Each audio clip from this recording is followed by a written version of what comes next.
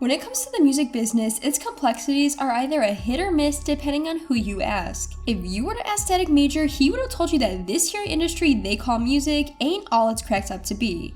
In fact, he'd tell you straight up to not even get involved. However, he was, and it possibly cost him his life. In the music business, the artists are the main product, but their fans tend to not pay any attention to the machines behind the scenes, exhausting their resources to transform your favorite artists into what they are today. Deriving from Louisville, Kentucky, Static Major may not be the most recognizable name out there, but his lengthy list of hits definitely reserves a spot in your memory bank. Does Aaliyah ring a bell? What about Ginuwine? Lil Wayne?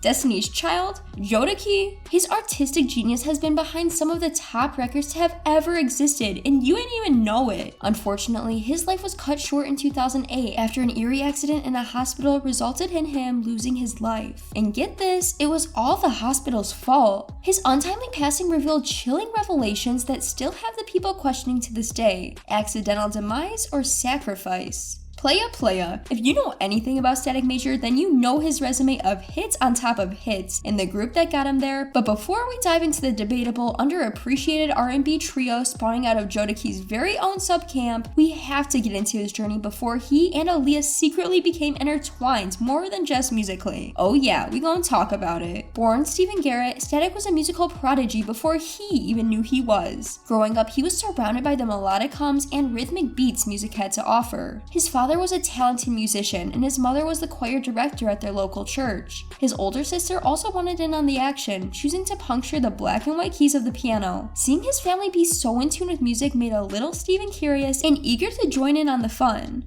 By age 3, Stephen was already yapping his little gums off, singing in Sims whenever he could. He'd been given the opportunity to sing at the local TV station. Being from Louisville, he and everyone close to Stephen knew that the dude was beyond talented. However, when he got to high school, parts of his gifts would be suppressed while he was in class. The culture of one creating random beats on their desks during long school hours had also been a part of Stephen's everyday school regimen. His friends and peers described him as a cool and funny guy who was always rapping and making beats on his desk.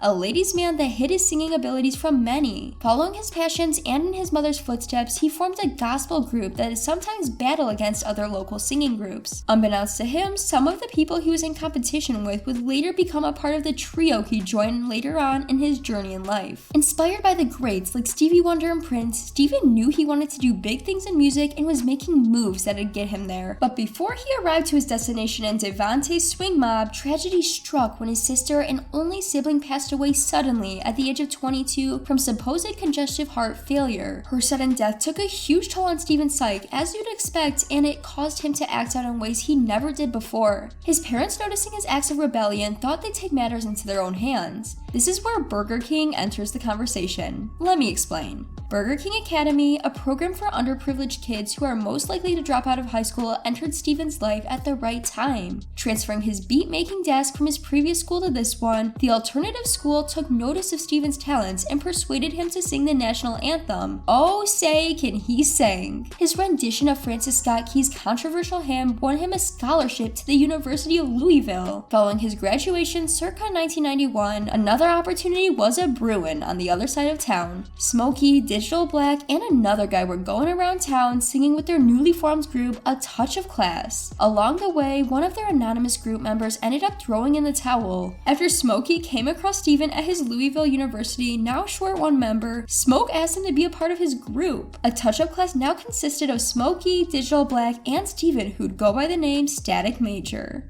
Joining the group when he did served him well because it was during this time Devontae Swing from Jodeci was seeking out talent to be a part of his new recording collective, Swing Mob. Smoke had already run across Devontae one day who loved what he was hearing and decided to follow up. Originally, Devontae strived to put Smoke into 2 other groups at the time, Intro and a group called H-Town, which I'm sure some of y'all are familiar with. Smokey wasn't here for splitting the band up, insisting that Devontae hear his boy Static sing a few lines, and before he and his group knew it, they'd gotten gotten the nod of approval from D-Swing, who then flew them out to New Jersey and officially signed them to his Swing Mob collective. They'd uproot yet again to Rochester, New York, where they spent all day and night working on music, perfecting their craft alongside Swing Mob's other artists. An album under Swing Mob never did get released, and by the late 90s, Playa, along with everybody else in Devante's camp, wanted out. They weren't reaping the fruit of their labor, and some vocalized that Devante was solely extracting their talents to be used on his groups, that being Jodeci's upcoming albums. Playa, along with everybody else on the mob, can be heard on Jodeci's third album, The Show, The After Party, The Hotel, and a little on their second album, Diary of a Mad Band. Quite frankly, everybody was over the lack of compensation, mistreatment, and no recognition and dipped. Before Devante knew it, all of his artists ceased to exist except for Playa and one of his girl groups. All that changed around 1997 when Playa decided to follow the rest of the Swing Mobsters out the door and into other recording contracts. Devante was mad, and with Static being the closest to him, it pained him to leave the homie, but leaving the homie served him right, since Static's group would not only sign a new deal with Blackground Records, the same label Aaliyah had been signed to at the time, but scored their first big hit with the song Cheers to You, garnering a certified high ranking on the Billboard R&B chart and ending up becoming the most requested video on BET. Unfortunately, their album with the same name didn't live up to the hype of their hit single, and their new label just didn't see eye to eye with the group on a creative level, preferring the guys to be suited up compared to their big jersey streetwear style they had going for them under Swing Mob. Their conflicting views would get their second album shelved, and soon enough, like their second album, Playa would become defunct. Just because his group parted ways didn't mean their friendship did. Songwriting was a huge part of Static's treasure chest of gifts. Choosing to focus on behind-the-scenes work turned out to be the best thing for him, and truth be told, Static preferred being behind the scenes anyway. During his stay on Blackground, fellow Swing Mob alumni Missy Elliott and Timbaland had also uprooted and sought refuge at the same label, being the dream team behind some of Aaliyah's, a good 90% I'd say, best work. While Tim and Missy are known to be the masterminds behind her second album, many aren't aware that Static also played a huge role in Aaliyah's success. Let me know if these Aaliyah joints sound familiar. We Need a Resolution, More Than a Woman, Loose Rap, I Refuse, Are You That Somebody, Try Again, Rock the Boat, and more. Try Again was nominated and won several awards, while Rock the Boat, Aaliyah's last video filmed before her tragic passing in 2001, went on to top the Billboard charts. Static practically wrote the majority of Aaliyah's music on her last album. Whilst they were shacking up in the studio supposedly, they'd also been shaking things up within their relationship. Speculations of Static and Aaliyah's relationship had been going on since the establishment of their partnership, but no one ever could quite confirm any romanticizing occurring.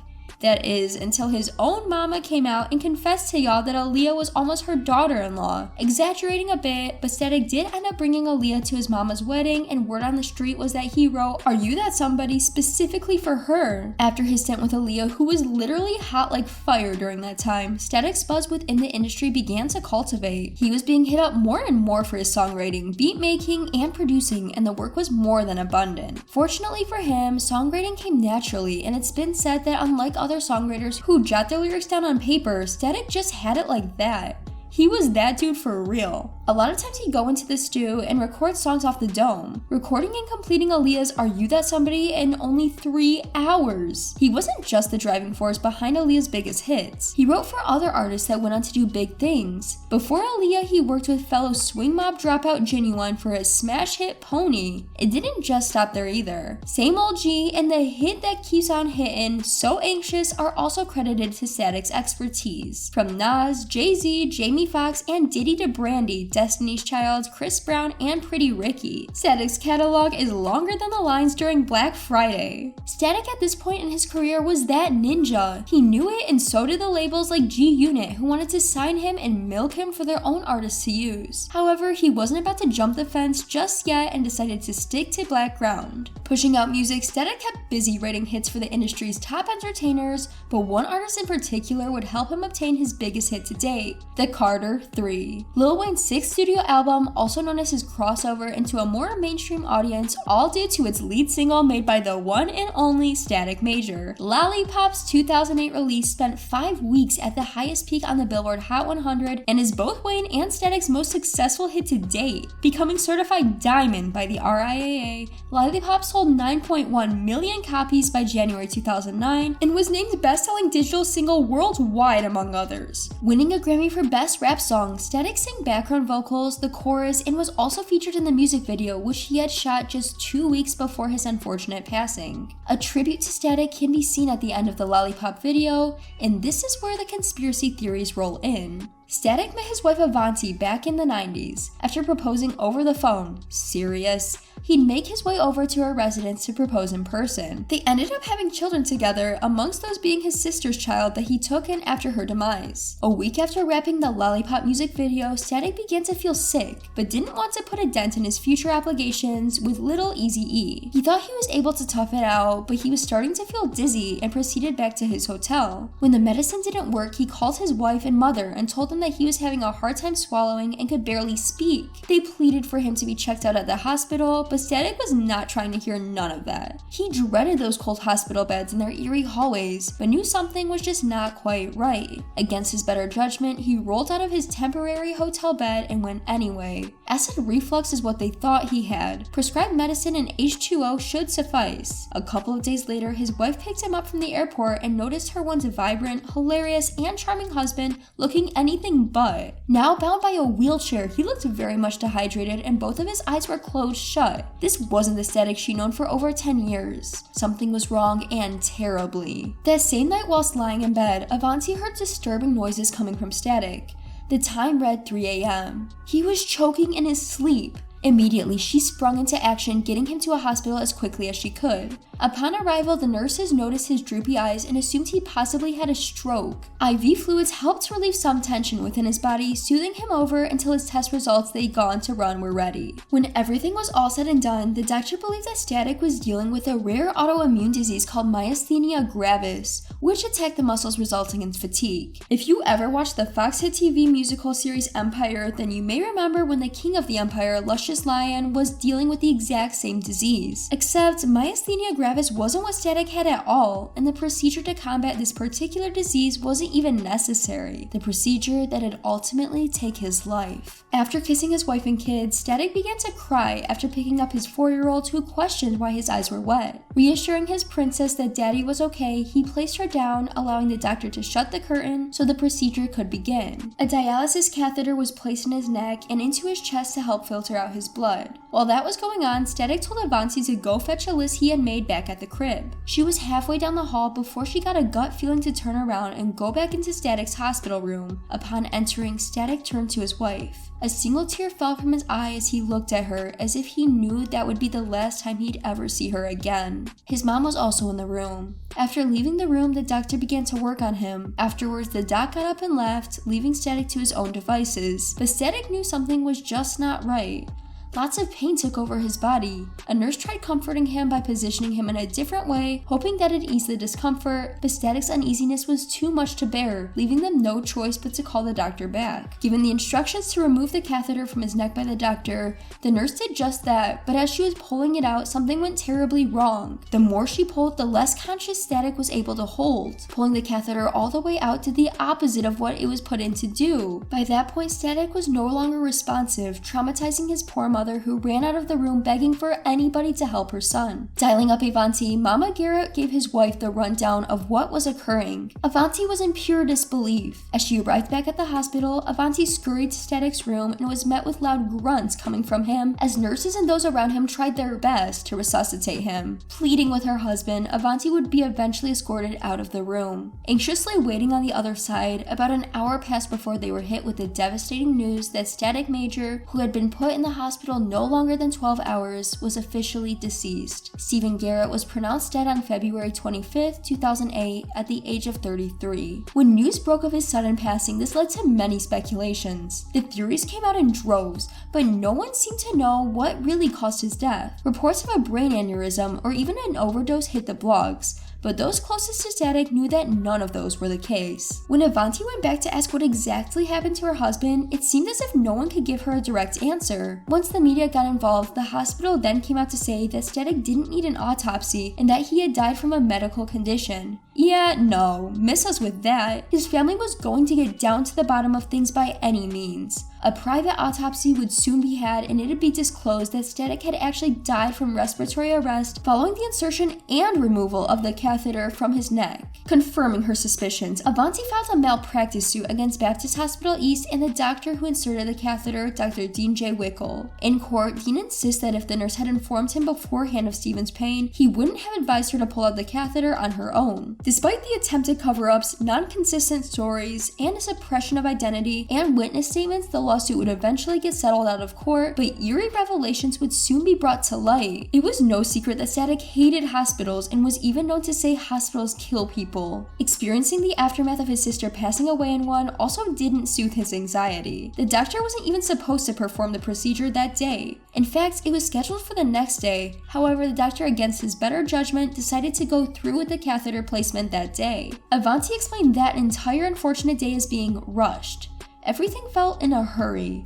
Some believed that he'd also been given the wrong diagnosis. Instead of myasthenia gravis, after reviewing his case, many believed that Static was dealing with congestive heart failure, similar to what his sister had. Static was laid to rest, surrounded by all of his family, friends, and loved ones. The immense impact Static had on the industry and beyond is literally written in the music. His pen game was highly set apart, and despite being an actual multi-talented artist and the brains behind the biggest hits to top the charts, Static was in the industry, but not of the industry. He never allowed his success to blind him from what truly mattered: his family, friends, and music. Static's legacy continues on through those that knew him best, via his wife Avanti's Save a Life Foundation and the fundraisers she has every November for his birthday. The new wave of talent, including Drake, who sampled Static's music on his Take Care album, Jack Harlow, Bryson Tiller, who received the Static Major Award at the 2016 Kentucky Urban Entertainment Awards, and more have shed light on the genius that was Static Major. He will forever be recognized for changing the trajectory of many careers, and above all else, for being an amazing father, son, friend, and husband. May Static Major continue to rest in peace. Did you know Static Major wrote so many hits? Let us know your thoughts and opinions down below in the comments, and stay tuned for more true celebrity stories.